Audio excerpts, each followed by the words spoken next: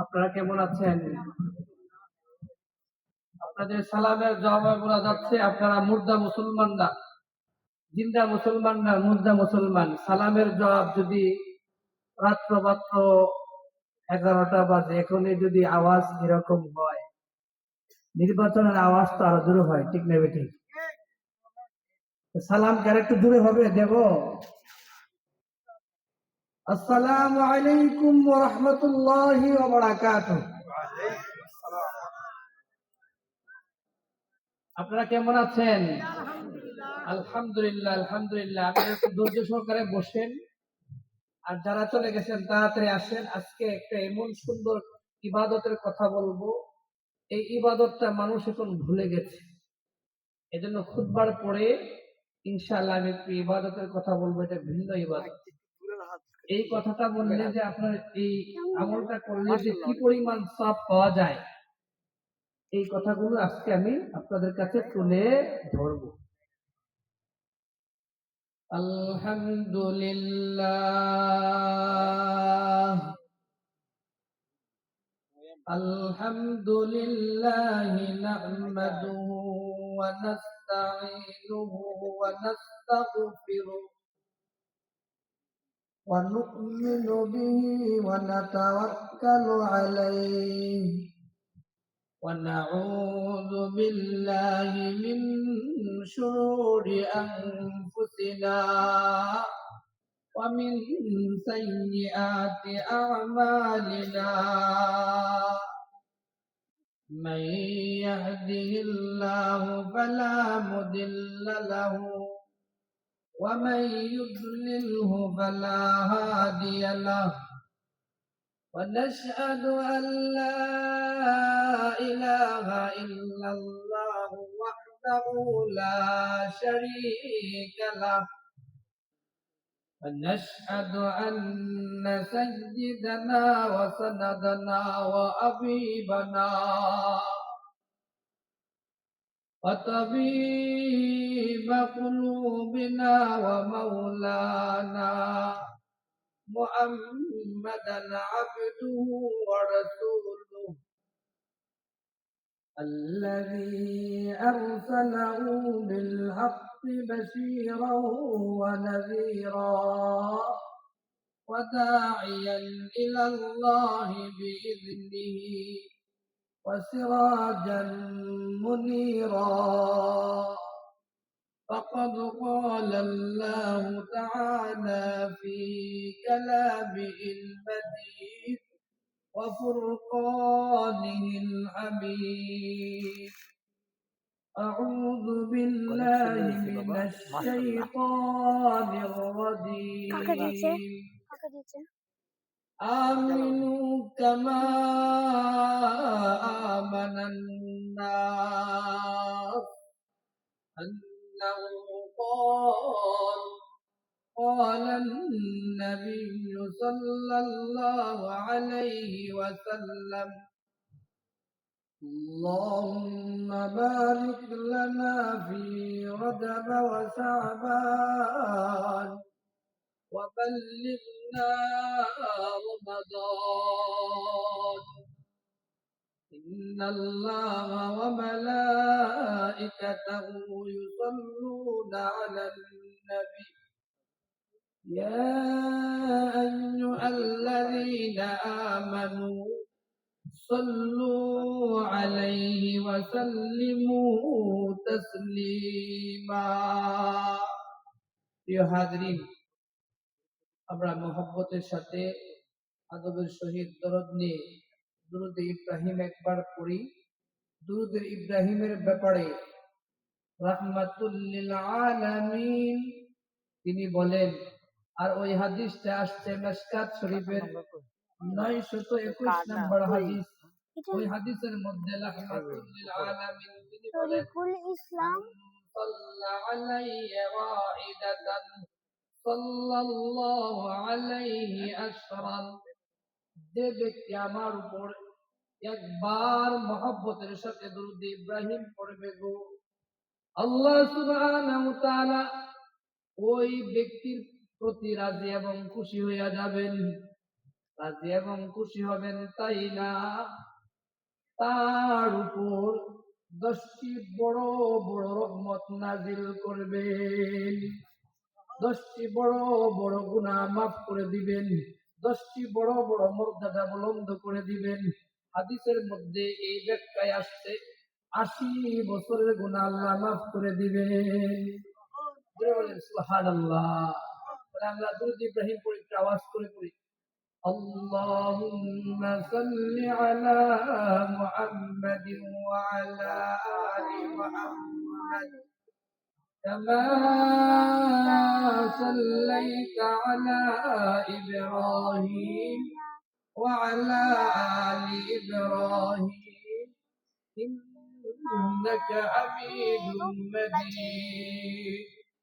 اللهم بارك على محمد وعلى آل محمد كما باركت على إبراهيم وعلى آل إبراهيم إنك حميد مجيد. بلغ العلا بكماله كشف الدجى بجماله حسنت جميع خصاله صلوا عليه وآله. প্রিয় হাজরিন, আমরা সর্বশ্রেষ্ঠ জিকির কয়েকবার পড়ি। এই জিকিরের ব্যাপারে রাহমাতুল লিল আলামিন তিনি বলেন, আর ওই হাদিসটা আসছে আবু দাউদ শরীফের 3116 নম্বর হাদিস। ওই হাদিসের মধ্যে রাহমাতুল লিল আলামিন তিনি বলেন, মান কানা আখিরু কালামিহি লা ইলাহা ইল্লাল্লাহ, যার শেষ বাক্য হবে গো লা ইলাহা ইল্লাল্লাহ, যার শেষ কথা হবে গো লা ইলাহা ইল্লাল্লাহ, যার শেষ জবান হবে গো লা ইলাহা ইল্লাল্লাহ। আল্লাহ রাসূল সাল্লাল্লাহু আলাইহি সাল্লাম তিনি বলেন, আল্লাহ সুবহানাহু ওয়া তাআলা তাকে বিনা হিসাবে জান্নাতটা দান করে দিবেন।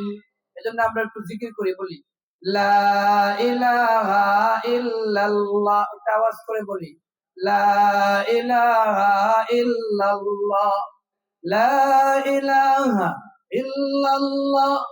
আসমানের মালিক যেই আল্লাহ, জমিনের মালিক সেই আল্লাহ, লা ইলাহা ইল্লাল্লাহ। আসমানেও বলে এক আল্লাহ, জমিনেও বলে এক আল্লাহ, লা ইলাহা ইল্লাল্লাহ, লা ইলাহা ইল্লাল্লাহু মুহাম্মাদুর রাসূলুল্লাহ। আমরা 3 বার বলি, আস্তাগফিরুল্লাহ আস্তাগফিরুল্লাহ আস্তাগফিরুল্লাহ। কুমি মহিলা মাদ্রাসার উদ্যোগে আজকের এই মাহফিল, এই মাহফিলের সম্মানিত সভাপতি, আমন্ত্রিত উলামায়ে কেরাম, আমার সামনে উপবিষ্ট আছেন বিভিন্ন বয়সের মুসলমান ভাইরা, পর্দার আড়ালের মা ও বোনেরা, সকলকে আমার আন্তরিক মোবারকবাদ। প্রথমেই আমরা মহান আল্লাহ পাকের দরবারে শুকর আদায় করি যে আল্লাহ সুবহানাহু ওয়া তাআলা আমাদেরকে বিভিন্ন প্রকারের কাজকাম থেকে ফারেক করে মাসিয়াতের পরিবেশ থেকে ধরে ধরে গুনার পরিবেশ থেকে যাচাই বাছাই করে আল্লাহ সুবহানাহু ওয়া তাআলার পছন্দনীয় মাহফিলে, গুনাহ মাফের মাহফিলে, নেকি নেওয়ার মাহফিলে, সাকিনা নেওয়ার মাহফিলে, জান্নাতের বাগানে বসার তৌফিক দান করেছেন। এজন্য আমরা সবাই জবান খুলে আওয়াজ করে কালিমাতুশ শুকর আদায় করি, বলি আলহামদুলিল্লাহ। প্রিয় হাজরিন, আজকে আমরা আলোচনা শুনব পিতা মাতার খেদমত সম্পর্কে। সাহাবায়ে কেরাম মা বাবাকে কেমন ভালোবাসতেন, এই আলোচনা আজকে আমরা শুনবো। আপনারা শুনতে রাজি আছেন তো? মা বাবাকে এখন মানুষ অবহেলা করে, লাঞ্ছিত করে, অপদস্থ করে। সাহাবায়ে কেরাম মা বাবাকে যেমনে ভালোবাসতে তোমরা তেমনে ভালোবাসো। এর আগে বলি, এখানে যারা বসছেন এরা কত বড় ভাগ্যবান। আল্লাহ রাসূল সাল্লাল্লাহু আলাইহি সাল্লাম বলেন এদেরকে আল্লাহ সুবহানাহু ওয়া তাআলা তাদের গুনাহ, সমস্ত গুনাহ আল্লাহ মাফ করে দিয়েছেন। বলেন সুবহানাল্লাহ। তো এটা একটা হাদিসের মাধ্যমে আপনাদেরকে বুঝাই। ওই হাদিসটা আসছে বুখারী শরীফের ৬,৪০৮ নম্বর হাদিস।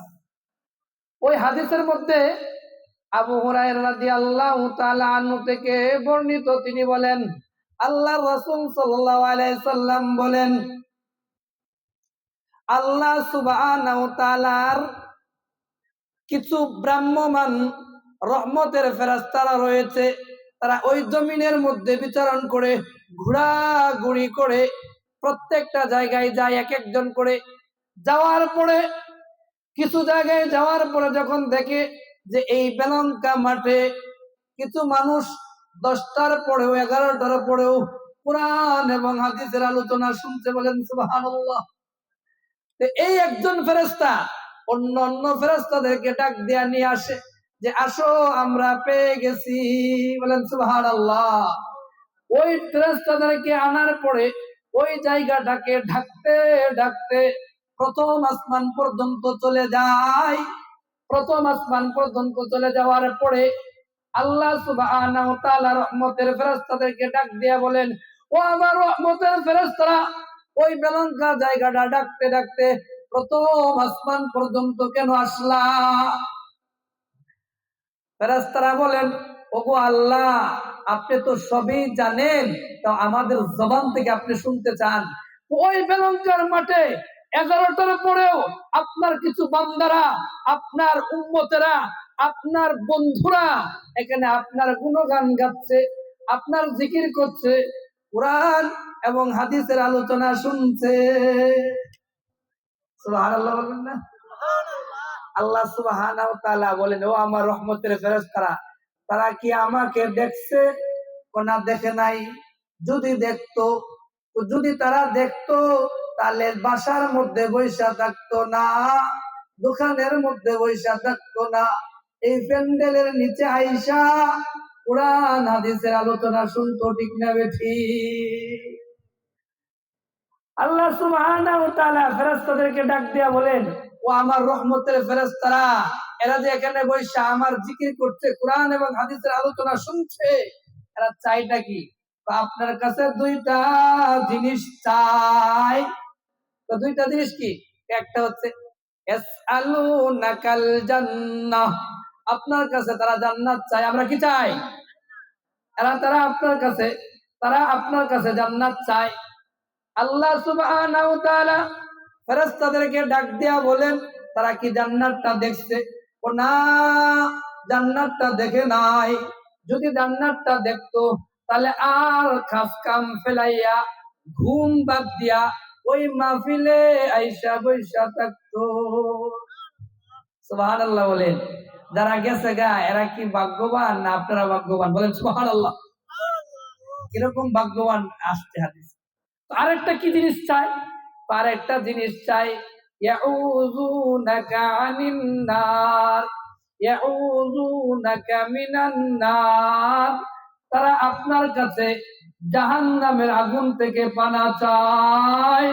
তারা জাহান্নামের আগুন থেকে পানা চায়। ও জাহান্নামের আগুনটা কি দেখছে? ও না গো না, ও গো আল্লাহ, জাহান্নামের আগুনটা দেখে নাই। যদি জাহান্নামের আগুনটা দেখতো তাহলে আর ভাইসা বাসায় বসে বসে গল্প করতো না, ঘুমাইতো না, এখানে জাহান্নাম থেকে মাপ পাইয়া জান্নাতি হইয়া যাইতো। আল্লাহ সুবহানাহু ওয়া তাআলা ফেরেশতাদেরকে ডাক দিয়া বলেন, ও আমার রহমতের ফেরেশতারা, তোমরা শুনো, তোমরা সাক্ষী থাকো, আমার ইজ্জতের কসম, আমার জালালের কসম, ওয়া ইজ্জতি ওয়া জালালি, আমার ইজ্জতের কসম, আমার জালালের কসম করে বলছি, লা আযালু আগফিরু লাহুম, এখানে যারা আসছে আমি তাদের সবাইকে মাফ করে দিয়েছি। সুবহানাল্লাহ বলবেন না? আমি তাদের সবাইকে মাফ করে দিয়েছি। একজন ফেরেশতা উঠে বলে, গো আল্লাহ, আপনি তো এখানে যারা বসছে তাদেরকে মাফ করছেন, যারা মাইকে শুনছে একটু উকি মাইরা চলে গেছে, যারা মাইকে শুনছে উকি মারছে তাদের সহ আমি রব মাফ করে দিয়েছি। এটা আমার কথা, বুখারী শরীফের 6408 নম্বর হাদিস। এখানে যারা বসছে তারা আল্লাহ সুবহানাহু ওয়া তাআলা সবাইকে কি করলেন? মাফ করে দিয়েছি। আমরা কি ভাগ্যবান না? এখানে যারা বসছে তারা হচ্ছে পৃথিবীর মধ্যে সবচেয়ে বড় ভাগ্যবান। এখন আসুন আমরা সাহাবায়ে কেরাম মাতা পিতার প্রতি কেমন খেদমত করতেন, কেমন খেদমত করতেন, এই ব্যাপারে একটি হাদিস। আর ওই হাদিসটা আসছে মুসলিম শরীফের 2491 নম্বর হাদিস। আবু হুরায়রা রাদিয়াল্লাহু তাআলা আনহুর ব্যাপারে ওই হাদিস। আবু হুরায়রা রাদিয়াল্লাহু তাআলা আনহু ইয়ামান থেকে মাকে নিয়া ঘর বাড়ি বিটা মাটি বন্ধু বান্ধব আত্মীয় স্বজন ছেড়ে মাকে নিয়া মুসলমান হওয়ার জন্য মদিনা মুনওয়ারা চলে আসলে। সুবহানাল্লাহ বলবেন না? মদিনা মুনওয়ারা চলে আসার পরে আবু হুরায়রা রাদিয়াল্লাহু তাআলা আনহু মুসলমান হলেন, মা কিন্তু মুসলমান হয় নাই। আবু হুরায়রা রাদিয়াল্লাহু তাআলা আনহু চিন্তা করলেন, হায় রে হায়, আমি মুসলমান হয়েছে, আমার মা মুসলমান হয় নাই, আমার মা জাহান্নামের আগুনে জ্বলবে, আর আমি সন্তান হয়ে এটা কেমনে সহ্য করব? আমি সন্তান হয়ে এটা সহ্য করতে পারবো না। আমি জান্নাতে থাকবো আর আমার মা জাহান্নামের আগুনে জ্বলবে, এটা হতে পারে না। তিনি কি করলেন? মাকে দিনের দাওয়াত দেওয়া শুরু করলেন। মা তো দিনের দাওয়াত কবুল করে নাই, এইভাবে দাওয়াত দেওয়া শুরু করলেন। হঠাৎ একদিন দাওয়াত দেওয়া শুরু করলেন, মা দাওয়াত কবুল না করে মা আবু হুরায়রা রাদিয়াল্লাহু তাআলা আনহুকে প্রহার করলেন। ওই প্রহারকৃত অবস্থায় চোখের পানি জনিত অবস্থায় চোখের পানি পড়ছে, এই অবস্থায় রাহমাতুল লিল আলামিনের দরবারে গিয়া উপস্থিত হলেন আল্লাহর রাসূল সাল্লাল্লাহু আলাইহি সাল্লাম। আবু হুরায়রা রাদিয়াল্লাহু তাআলা আনহুর চোখের পানি দেখে বলল, আবু হুরায়রা রে, আয় আমার কাছে আয়।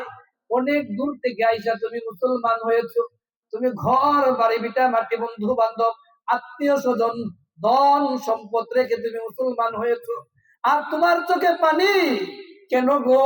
কে তোমাকে কি বলছে বলো, আমি তার বিচার করব। আবু হুরায়রা রাদিয়াল্লাহু তাআলা আনহু বলেন, ওগো আল্লাহর রাসূল, আমার মা আমারে মারছে। আবু হুরায়রা রাদিয়াল্লাহু তাআলা আনহু বললেন, এই কথা বলার পরে আল্লাহ রাসূল সাল্লাল্লাহু আলাইহি সাল্লাম বললেন, আবু হুরায়রা ও আমার সাহাবার একটা কথাও বলবা না, মা বাবার নামে অভিযোগ আমি রাসূল শুনি না। সুবহানাল্লাহ বলবেন না? এখন কিছু বেয়াদব ছেলে মেয়ে আছে, মা বাবার নামে দরবার বসায়, মা বাবার নামে নালিশ বসায়, ঠিক না ঠিক? মা বাবাকে হত্যাও করে, এই তারাইল তারার মধ্যে হয়েছে না কয়েকদিন আগে? মা বাবাকে জবাই করে ফেলছে, মা বাবাকে মারছে, এরকম কাহিনী বুড়ি বুড়ি আছে, ঠিক না ঠিক? আর রাহমাতুল লিল আলামিন তিনি বলেন, মা বাবার নামে অভিযোগ আমি রাসূল শুনি না, আর একটা কথাও তুমি বলবা না।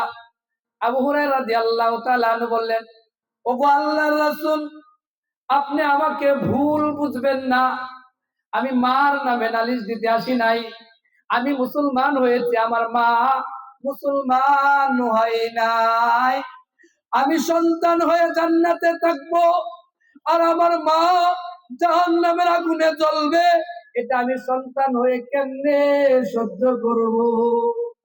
আর বর্তমানে ছেলে মেয়েরা মা বাবাকে রেখে ভালো ভালো খাবার খায়, মা বাবার খবরও নেয় না। এরকম সন্তান আছে কিনা বলেন? এরপরে আমি আবু হুরায়রা রাদিয়াল্লাহু তাআলা আনহু বলেন, ওগো আল্লাহর রাসূল, আমি মার নামে নালিশ দিতে আসি নাই, আমি আসছি আপনার কাছে। আমার মার জন্য যদি একটু দোয়া করতেন। আপনি তো রাহমাতুল লিল আলামিন, আপনি তো সাইয়্যিদুল মুরসালিন, আপনি তো আল্লাহর বন্ধু। আপনি যদি দুইটা হাত তুলে আমার মার জন্য দোয়া করতেন, আমি মাকে নিয়ে জান্নাতে যাইতাম। সুবহানাল্লাহ কইবেন না? আর যদি বলেন সুবহানাল্লাহ। এই কথা শোনার পরে রাহমাতুল লিল আলামিন দুইটা হাত আকাশের দিকে তুলে দোয়া করছেন, আল্লাহুম্মা আদি উম্মা আবি হুরায়রাতা, ওগো আরশের মালিক আল্লাহ, ওগো জমিনের মালিক আল্লাহ, তুমি আবু হুরায়রার মাকে হেদায়েতটা দান করে দাও। সুবহানাল্লাহ বলেন। আবু হুরায়রা রাদিয়াল্লাহু তাআলা আনহু এই দোয়া শোনার পরে তিনি দ্রুত দৌড় দিলেন, বাসার দিকে যাওয়ার জন্য চেষ্টা করছেন। অন্যান্য সাহাবারা তাকে বাধা দিল। আবু হুরায়রা রাদিয়াল্লাহু তাআলা আনহু বললেন, ও আমার ভাইয়েরা, আমার সাহাবীরা, আজকে তোমরা আমাকে বাধা দিও না, কারণ আজকে আমি পরীক্ষা করতে চাই আমার রাসূলের দোয়া আগে বাসায় পৌঁছে, আমার বাসায় পৌঁছে, নাকি আমি আবু হুরায়রা আগে বাসায় পৌঁছি। সুবহানাল্লাহ বলেন। আবু হুরায়রা রাদিয়াল্লাহু তাআলা আনহু দ্রুত বাসায় গেলেন। বাসায় যাওয়ার পরে থেকে মা ওযু করে বের হচ্ছেন আর বলছেন, আবু হুরায়রা, আয় আমার কাছে আয়, আমার সন্তান আমার কাছে আয়। আমি যা করেছি, জুলুম করেছি, অন্যায় করেছি, আর কোনোদিন তোর উপর জুলুম করব না। আজকে থেকে আমি মুসলমান হয়ে গেলাম। আশহাদু আল্লা ইলাহা ইল্লাল্লাহ ওয়া আশহাদু আন্না মুহাম্মাদান আবদুহু ওয়া রাসূলুহু। বলেন সুবহানাল্লাহ। আর এই কথাটাই আল্লাহ সুবহানাহু ওয়া তাআলা বলেন সূরা বাকারার 13 নম্বর আয়াতে বলেন, আমিনু কামা আমানান নাস, তোমরা ঈমান আনো যেমনে ভাবে আমার সাহাবায়ে কেরাম ঈমান আনছে। মাতা পিতাকে তোমরা তেমনে ভালোবাসো যেমনে আমার সাহাবায়ে কেরাম ভালোবাসছে। আবু হুরায়রা রাদিয়াল্লাহু তাআলা এর ব্যাপারে আরেকটি ঘটনা, আল্লাহ রাসূল সাল্লাল্লাহু আলাইহি ওয়াসাল্লাম সাহাবীদেরকে নিয়ে এভাবে বসছেন। বসার পরে তিনি বয়ান করছেন, এই মুহূর্তে কিছু খেজুর হাদিয়া আসছে। বলেন সুবহানাল্লাহ। খেজুর আসার পরে প্রত্যেক সাহাবাকে দুইটা দুইটা করে খেজুর দিচ্ছেন। আর এই খেজুর যে খাচ্ছে, আল্লাহ রাসূল সাল্লাল্লাহু আলাইহি ওয়াসাল্লাম এই দৃশ্যগুলো দেখছেন। আবু হুরায়রা রাদিয়াল্লাহু তাআলা আনহুকে দুইটা খেজুর দিলেন। একটা খেজুর খেয়েছে, আরেকটা খেজুর পকেটে ঢুকাচ্ছে। পকেটে ঢুকানোর পরে এই দৃশ্যটা রাহমাতুল লিল আলামিন দেখলেন। দেখার পরে আবু হুরায়রা রাদিয়াল্লাহু তাআলা আনহুকে ডাক দিলেন, আরে আবু হুরায়রা, তুই আমার কাছে আয়, কাছে আয়। আমি একটা দৃশ্য দেখেছি, দুইটা খেজুর সবাইকে দিয়েছি, তুমি একটা খেজুর কেন পকেটে ঢুকাইলা? ও আল্লাহর রাসূল, আমার বুড়ো মা আছে ঘরের মধ্যে। সুবহানাল্লাহ বলবেন না? তো আমার বুড়ো মা ঘরের মধ্যে আছে, এই জন্য দুইটা খেজুরের মধ্যে একটা খেজুর আমার মার জন্য রেখে দিয়েছি। আল্লাহ রাসূল সাল্লাল্লাহু আলাইহি সাল্লাম চোখের পানি ছেড়ে দিয়া বললে, আবু হুরায়রা, আয় আমার কাছে আয়, আমার কুলে আয়, আমি তোরে আরো দুইটা খেজুর দিয়ে দিলাম তোর মার জন্য। সুবহানাল্লাহ বলেন। আর এই কথাটাই আল্লাহ সুবহানাহু ওয়া তাআলা বলেন, আমিনু কামা আমানান নাস, তোমরা ঈমান আনো যেমনে ভাবে আমার সাহাবায়ে কেরাম ঈমান আনছে। তোমরা সাহাবায়ে কেরাম মাতা পিতাকে যেমনে ভালোবাসছে, তোমরা তেমনে ভালোবাসো যদি জান্নাতটা পেতে চাও। এই ব্যাপারে আরেকটি হাদিস, ওই হাদিসটা আসছে মিশকাত শরীফের 4926 নম্বর হাদিস। ওই হাদিসের মধ্যে আম্মা জান আয়েশা রাদিয়াল্লাহু তাআলা আনহা বলেন, আল্লাহর রাসূল সাল্লাল্লাহু আলাইহি সাল্লাম আমার সাথে ঘুমালেন। আমার রুমে ঘুমালেন, আমার কক্ষে ঘুমালেন, আমার বিছানায় ঘুমালেন। হঠাৎ তিনি উঠে বলেন, আয়েশা রে, ও আয়েশা, আমি একটা আজকে আজীব স্বপ্ন দেখেছি। ও কি স্বপ্ন দেখেছেন? আমি আজকে স্বপ্নে দেখি জান্নাতের মধ্যে আমি ঘুরাচ্ছি, জান্নাতের মধ্যে ঘুরে ঘুরে নাজ নিয়ামত আমি দেখছি। একটা জায়গায় যখন গেলাম, যাওয়ার পরে দেখলাম সুরিলিত কণ্ঠে, মধুর কণ্ঠে কোরআন তেলাওয়াতের আওয়াজ শুনতে পাইলাম। জান্নাতের মধ্যে এত সুন্দর কণ্ঠে তেলাওয়াত শোনার পরে আমি জিজ্ঞাসা করলাম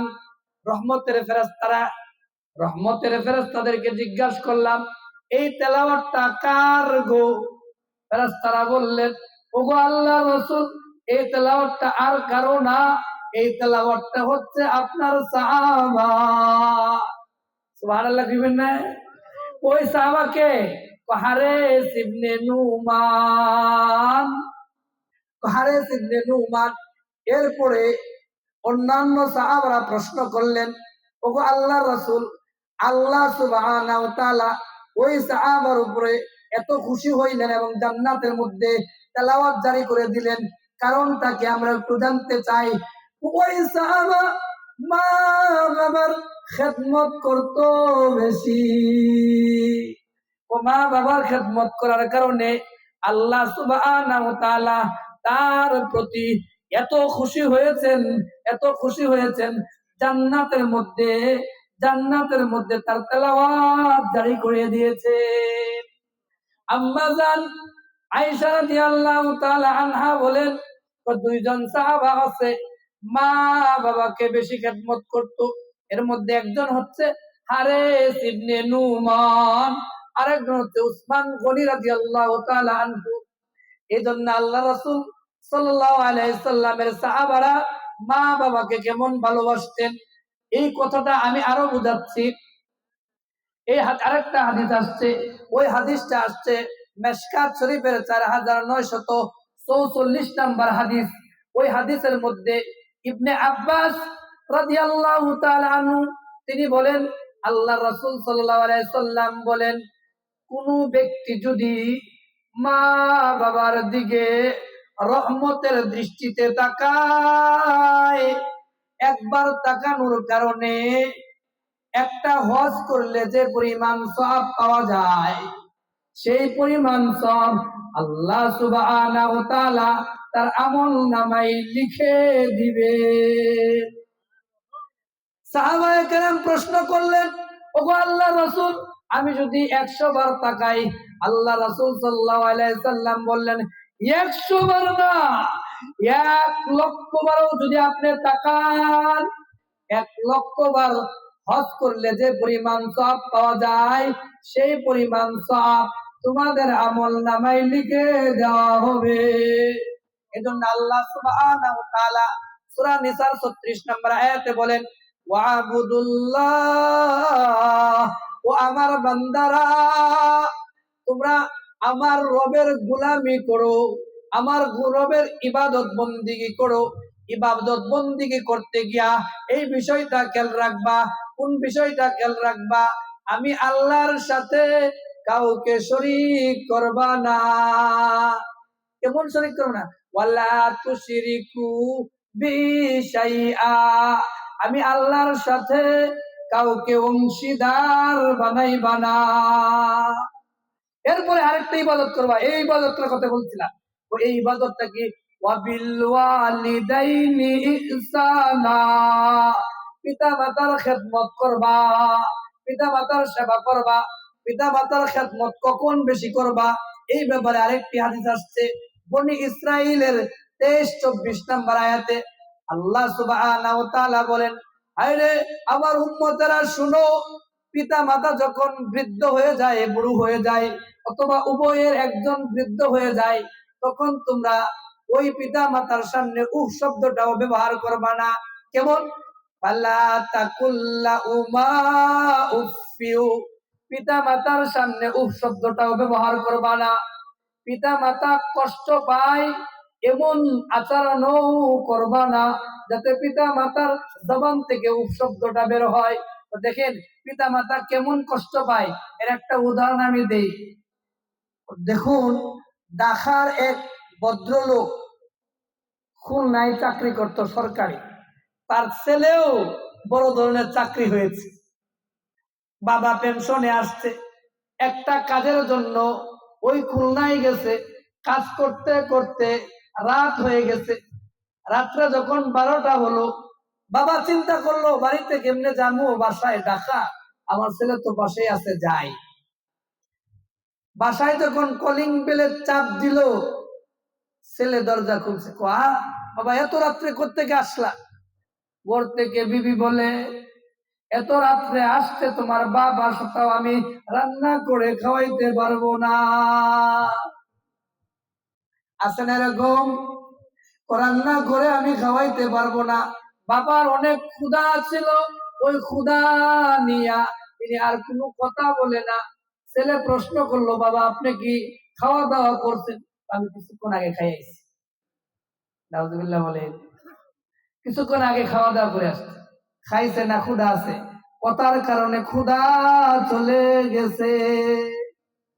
এরপরে বাবা বলতেছে যে বাজান, আমি তো এই রুমে নামাজ টামাজ পড়বো, এক জগ পানি আর একটা গ্লাস রাখ। বাবা কিছুক্ষণ পরে পরে ক্ষুধার কারণে ঘুম আসে না, পানি খায় আর নামাজ পড়ে, পানি খায় আর নামাজ পড়ে। রাত্রে যখন 2টা বাজছে, আরেকটা চা বাজছে, এখন থেকে বউর ভাই আইছে। কারণ বউ কি করছে, ফ্রিজ থেকে বিভিন্ন প্রকারের গোস্ত, ইলিশ মাছ রান্না করছে, আর ওই গ্রান বাবার নাকে গেছে। বাবা কি শব্দটা ব্যবহার করছেন। সকাল বেলায় যখন বাবা চলে যায়, ছেলে বলে বাবা নাস্তা করে যাও। বাবা জবাব দেয়, আমি যেদিন তোর শালা হয়ে আসতে পারি সেই দিন তোর বাসায় আমি খাবো। নাউজুবিল্লাহ বলবেন না? বলেন না। এই জন্য আল্লাহ সুবহানাহু ওয়া তাআলা বলেন, ফালা তাকুল লাহুমা উফিউ, উফ শব্দটাও তাদের সামনে উচ্চারণ করবা না, আর এমন আচরণও করবা না যে তাদের জবান দিয়ে উফ শব্দটা বের হয়। ওয়ালা তানহারহুমা, ধমক দিয়া কথাও বলবা না। কেমন ধমক দেয় দেখেন, ছোট্ট সময় বাবা বারান্দায় ছেলেকে নিয়ে খাবার বসছে, খাবার বসার পরে ওই খাবার যখন বসছে, খাবার খাইতে ওই ছোট্ট ছেলে বাবাকে প্রশ্ন করে একটা কাক চলে আসছে। বাবা ওইটা কি কাক, ওইটা কি কাক? 101 বার বলছে। বাবা আনন্দের সাথে মজার সাথে উত্তর দিয়েছে, এটা কাক। বাবা যখন বৃদ্ধ হয়েছে, ছেলে তখন যুবক হয়েছে, তখন হঠাৎ এইবার একদিন খাবার বসছে। খাবার বসার পরে বাবা বলে, ছেলেরে এটা কি কাক? কাক আসছে, এটা কি কাক? ও কাক 3বার বলে বলে যে মিয়া, খামাই তো তুমি করো নাই, খামাই তো আমি করি, আপনার খায়া এত হুন্দি নুন্দি হয়ে গেছে। ঠিক না ঠিক? আর এই কথাটাই আল্লাহ সুবহানাহু ওয়া তাআলা বলেন, ওয়ালা তানহারহুমা, পিতা মাতাকে ধমক দিয়া কথা বলবা না। বলবা কি কথা, কি বলবা? ও বলবা ওয়ালা তানহারহুমা ওয়া কুল লাহুমা কওলান কারীমা, নিচু কণ্ঠে আদবের সহিত ভদ্রতার সহিত ভালো কণ্ঠে কথা বলবা। এটা তোমাকে ইবাদত। ধমক দিবা না, ধমক দিয়া কথা বলবা না, এবং উহ শব্দটাও ব্যবহার করবা না। কথা যখন বলবা নরম সুরে কথা বলবা। এখন জিজ্ঞাসা করে দেখেন, আপনাদের এই মহল্লায়, এই এলাকায়, আমাদের এই এলাকায় কয়জন বাবা মার সাথে ইবাদত করে সবাই বেয়াদবি করে? ঠিক না ঠিক? আর এই কথাটাই আল্লাহ সুবহানাহু ওয়া তাআলা বলেন, ওয়াবিল ওয়ালিদাইনি ইহসানা, পিতা মাতার সাথে ভালো আচরণ করো। পিতা মাতার সাথে যদি ভালো আচরণ করবা কিভাবে, এই ব্যাপারে হাদিস আসছে। ওই হাদিসটা আসছে বুখারী শরীফের 527 নম্বর হাদিস। ইবনে মাসউদ রাদিয়াল্লাহু তাআলা আনহু তিনি বলেন, আল্লাহর রাসূল সাল্লাল্লাহু আলাইহি সাল্লামকে একজন যুবক প্রশ্ন করলো, আইয়ুল আমালি আহাব্বু ইলাল্লাহ, ওগো আল্লাহর রাসূল, ইসলামের মধ্যে কোন আমলটা শ্রেষ্ঠ? আল্লাহর রাসূল সাল্লাল্লাহু আলাইহি সাল্লাম তিনি বলেন যে ইসলামের মধ্যে আল্লাহর কাছে সবচেয়ে আমলটা শ্রেষ্ঠ হলো আসসালাতু আলা ওয়াক্তিহা, ওয়াক্ত মতে নামাজ আদায় করা, সময় মতো নামাজ আদায় করা। সময় মতো আমরা নামাজ পড়ি, নামাজ কেমনে পড়ি দেখেন। তো এই ব্যাপারে রাসূল যেমনে নামাজ পড়ছে এমনি নামাজ পড়েন। রাসূল কেমনে নামাজ পড়ছে এই ব্যাপারে হাদিস আসছে মেশকাত শরীফের 1220 নাম্বার হাদিস। আল্লাহ রাসূল সাল্লাল্লাহু আলাইহি সাল্লাম যখন নামাজে দাঁড়াইতেন, নামাজে দাঁড়ানোর পরে পা গুলো ফুলে যাইতো। সাহাবায়ে কেরাম প্রশ্ন করলেন, ওগো আল্লাহ রাসূলের ওগো আল্লাহর রাসূল, আপনার আগে এবং পিছনের সমস্ত গুনাহ মাফ, তারপরেও এত নামাজ কেন আপনি পড়েন?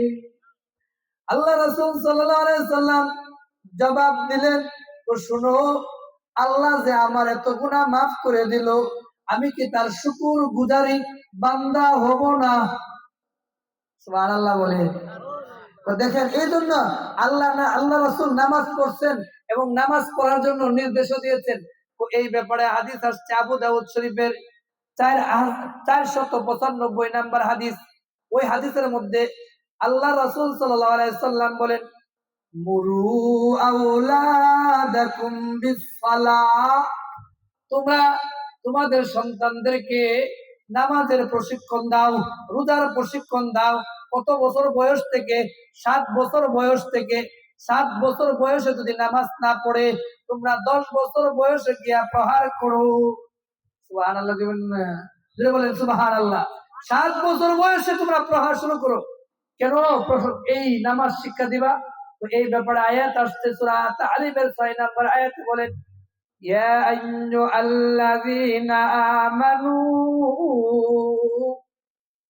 আল্লাহ সুবহানাহু ওয়া তাআলা বলেন, হে আমার ঈমানদার বান্দারা, ও আমার ঈমানদার বান্দারা, কু আনফুসাকুম ওয়া আহলিকুম নারা, তুমি জাহান্নামের আগুন থেকে, তোমরাও জাহান্নাম, তুমিও জাহান্নামের আগুন থেকে বাঁচো, তোমার পরিবার পরিজন আত্মীয় স্বজনকেও জাহান্নামের আগুন থেকে বাঁচাও। কারণ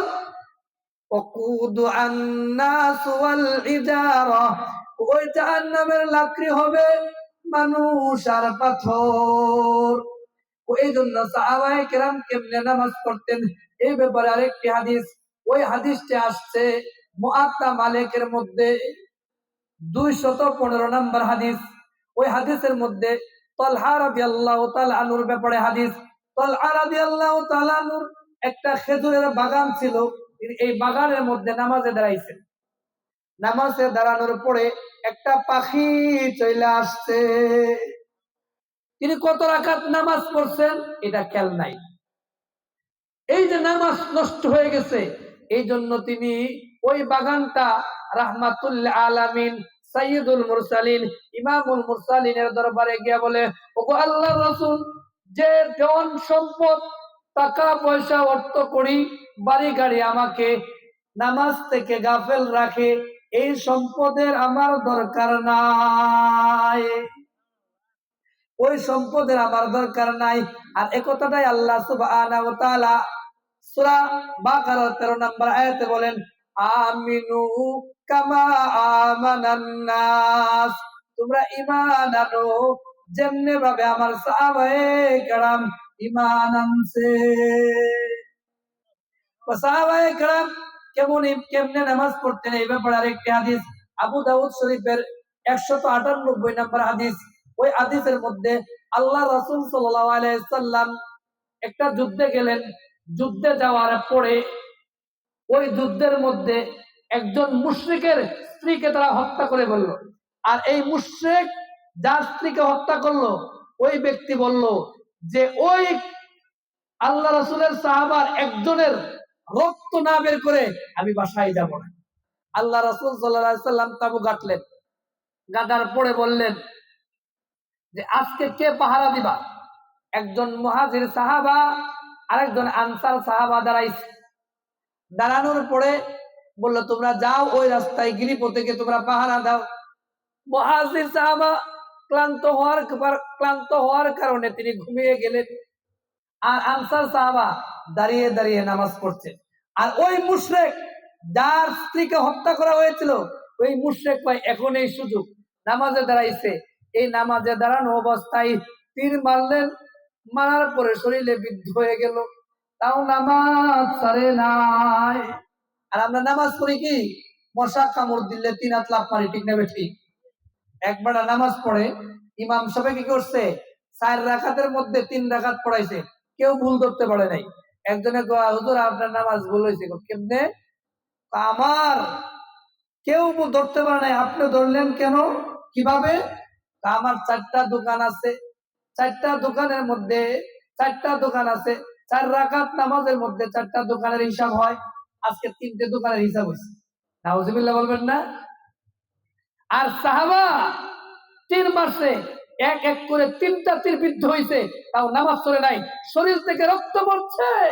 রক্ত পড়ার পর নামাজ শেষ করার পরে মুহাজির সাহাবাকে ডাক দিলেন, মুহাজির সাহাবা, ভাই আপনার শরীর থেকে রক্ত পড়ছে, আপনাকে শত্রুরা আক্রমণ করছে, আপনার শরীরের উপরে তীর বিদ্ধ হয়েছে, আপনি আমাকে ডাক দিলেন না কেন? আমি ডাক দিব কেমনে? আমি যখন নামাজে দাঁড়াইছি, আমি তো আমার মাওলার সাথে কথা বলছি। আমি যখন বলি আলহামদুলিল্লাহি রাব্বিল আলামিন, আমার শরীরে তীর বিদ্ধ হয়েছে, আমি বুঝতেই পারি নাই। সুবহানাল্লাহ বলেন। আর এই কথাটাই বলেন, আমিনু কামা আমানান নাস। ও দুনিয়ার মুসলমানরা, ও দুনিয়ার মুসলমানরা, আমার সাহাবায়ে কেরাম যেমনে নামাজ পড়ছে, যেমনে পিতা মাতাকে খেদমত করছে, তোমরা তেমনে নামাজ পড়ো, তেমনে মাতা পিতার খেদমত করো। বলেন সুবহানাল্লাহ। এই ব্যাপারে আরেকটি ঘটনা বলি।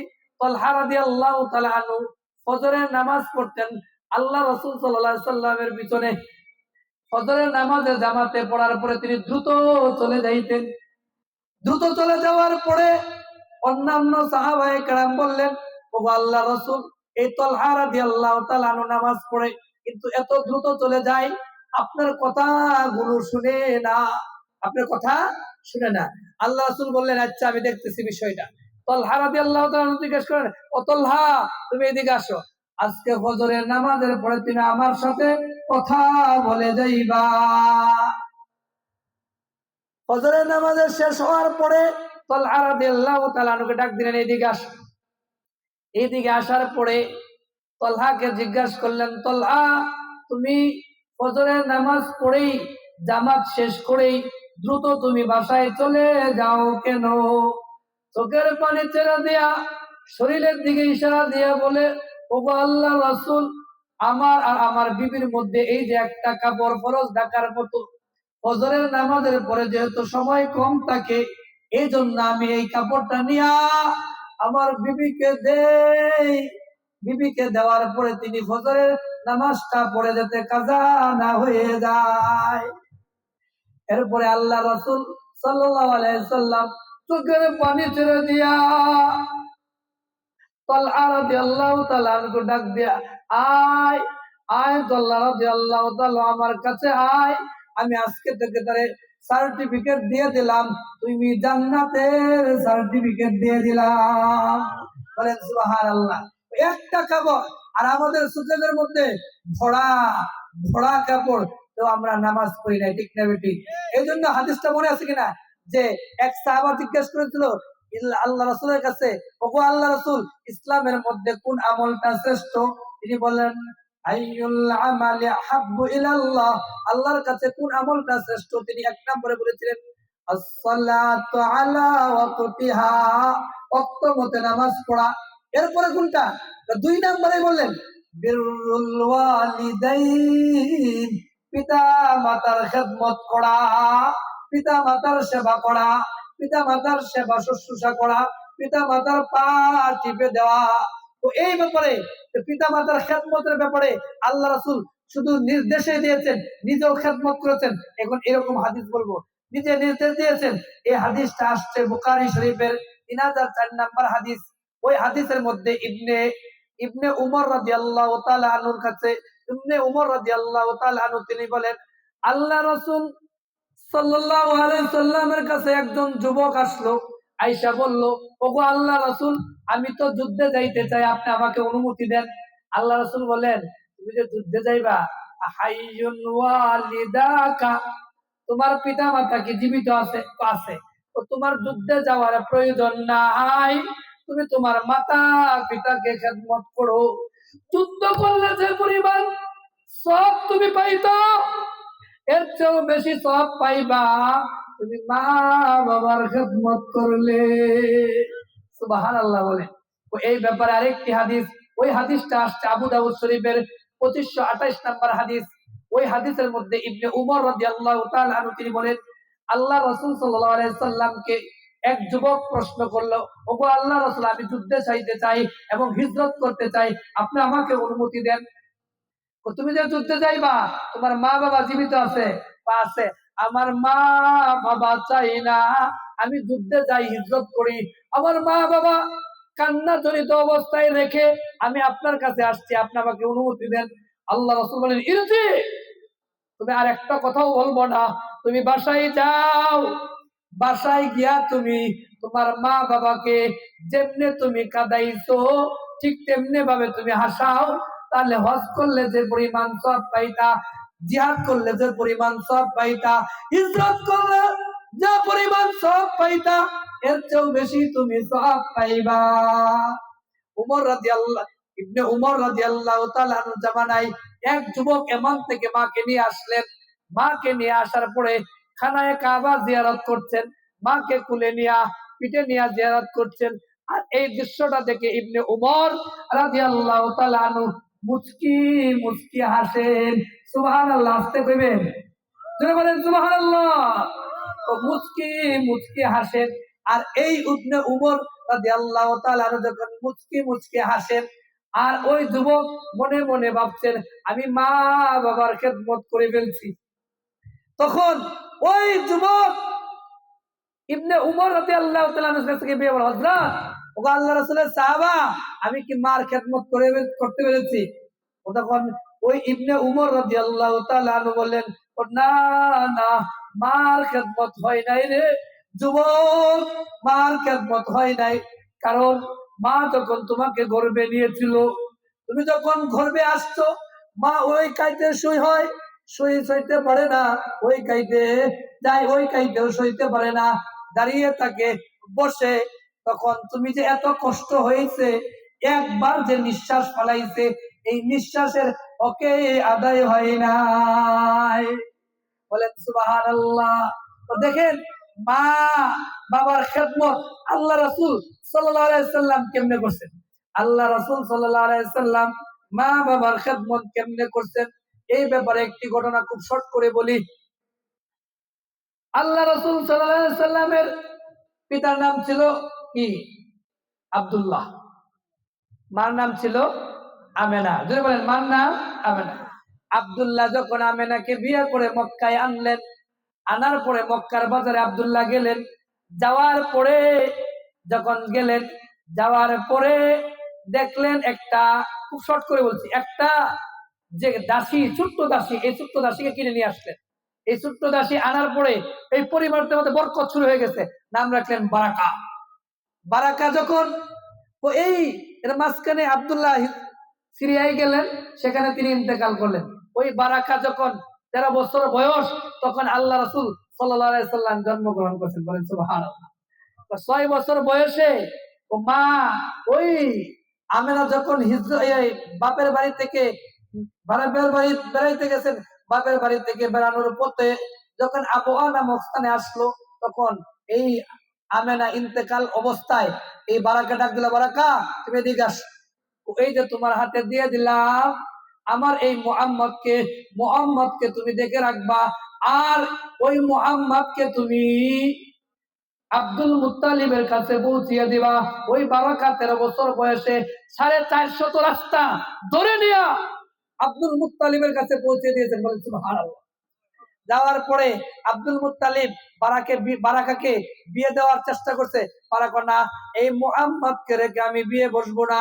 মুহাম্মদ যখন ততক্ষণ পর্যন্ত স্বয়ং সম্পূর্ণ না হবে, আমি তার মাকে কথা দিয়েছি আমি বিয়ে বসবো না।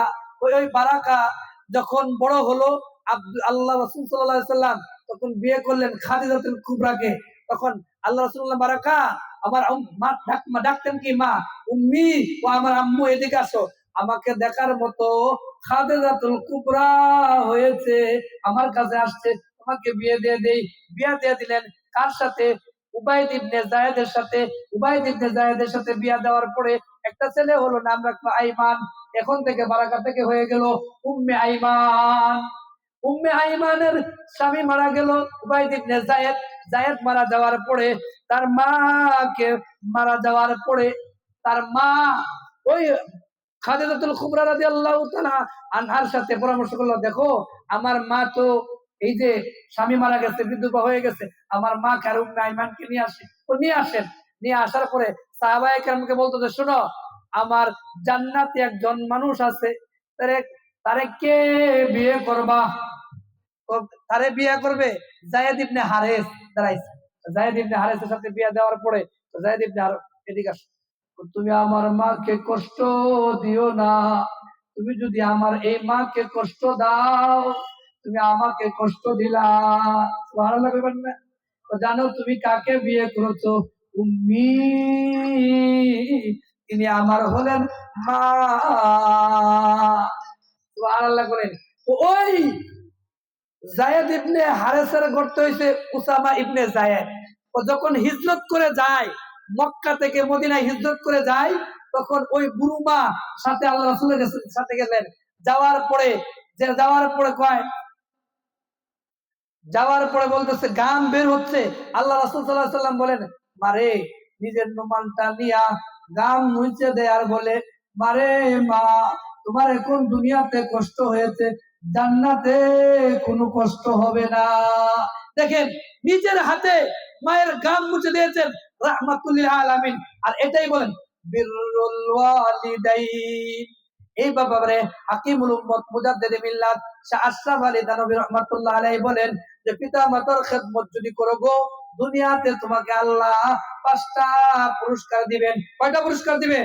দেখবেন আল্লাহ 5টা পুরস্কার দিবেন। 1 নাম্বার পুরস্কার হচ্ছে জানে মালে বরকত ঢেলে দিবেন। জানে মালে বরকত কেমন ঢেলে দিবেন? ওয়া ইমদিদুকুম বিআমওয়ালি ওয়া বানিন। আল্লাহ তোমাকে জানে মালে ছেলে এবং সন্তান সম্পত্তি এবং ধন সম্পদের মধ্যেও আল্লাহ বরকত ঢেলে দিবেন। এই ব্যাপারে একটি ঘটনা, বুখারী শরীফের ঘটনা। ওই হাদিসটা বুখারী শরীফের আসছে। জাবের ইবনে আব্দুল্লাহ, বাবাও সাহাবা ছেলেও সাহাবা। সুবহানাল্লাহ বলবেন না? জোরে বলেন। বাবাও সাহাবা ছেলেও সাহাবা। আল্লাহ রাসূল সাল্লাল্লাহু আলাইহি সাল্লাম উহুদ যুদ্ধের জন্য ডাক দিয়েছেন। বাবা বলে রে আব্দুল্লাহ বলেন, জাবের ইবনে আব্দুল্লাহ বলেন, জাবের এদিকে আসো, তুমি তো যুবক মানুষ আর আমি তো বৃদ্ধ মানুষ, আমাকে উহুদ যুদ্ধের ডাক দিয়েছে। আমার তো 9টা মেয়ে, মতান্তরে 7টা মেয়ে, 9টা মেয়ে, 2টা মেয়েকে বিয়ে দিয়েছি, আরো 7টা মেয়ে আছে, আমার তো বয়স শেষ, আমি যুদ্ধে যাই আর তুমি তাইকে আমার মেয়েগুলোকে বিয়ে দেবে। সুবহানাল্লাহ বলবেন না?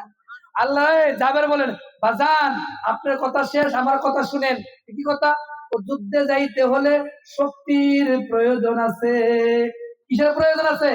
শক্তির প্রয়োজন আছে। আপনি থাকেন, আমি যুদ্ধে যাই। দুইজনের মধ্যে লটারি দেওয়া হলো।